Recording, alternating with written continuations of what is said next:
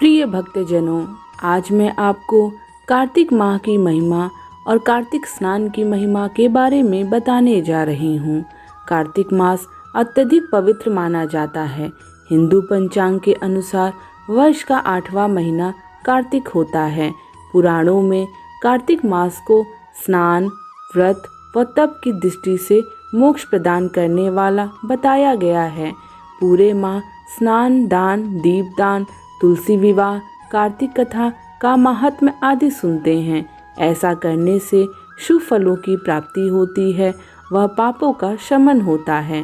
शरद पूर्णिमा के व्रत और स्नान के बाद ही शुरू हो जाता है त्योहारों और व्रतों का महीना कार्तिक।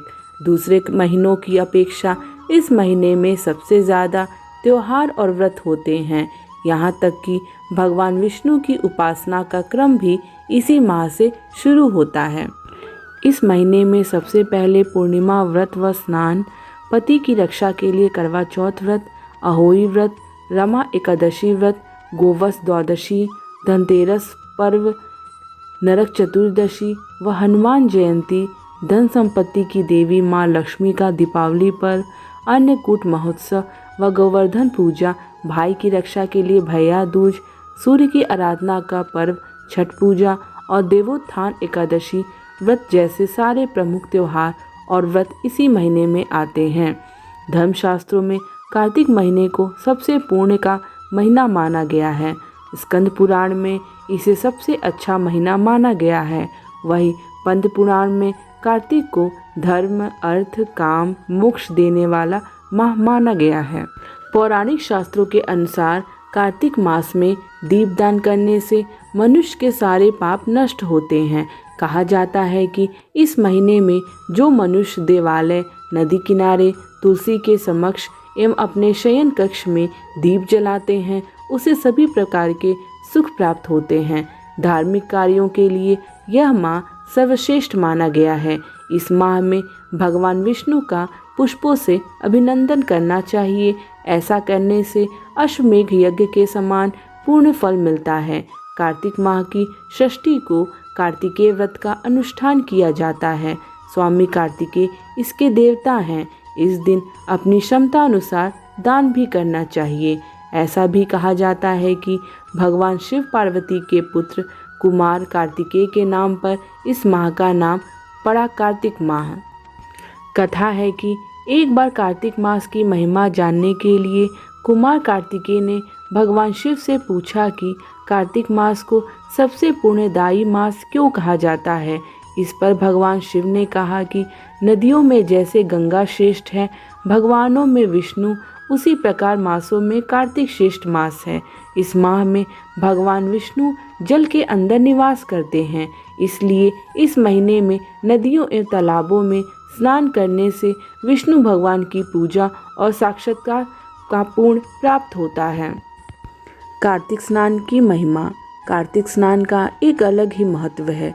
यह शारीरिक, मानसिक और धार्मिक रूप से महत्वपूर्ण है। कार्तिक स्नान शरद पूर्णिमा, आश्विन पूर्णिमा से शुरू होकर कार्तिक पूर्णिमा तक किए जाते हैं। शास्त्रों के अनुसार कार्तिक महीने में जो लोग भोर से पहले उठकर नदी, तालाब आदि में स्नान करके विष्णु जी की पूजा करते हैं, उन पर भगवान की असीम कृपा होती है। भगवान विष्णु कार्तिक मास में जल में निवास करते हैं।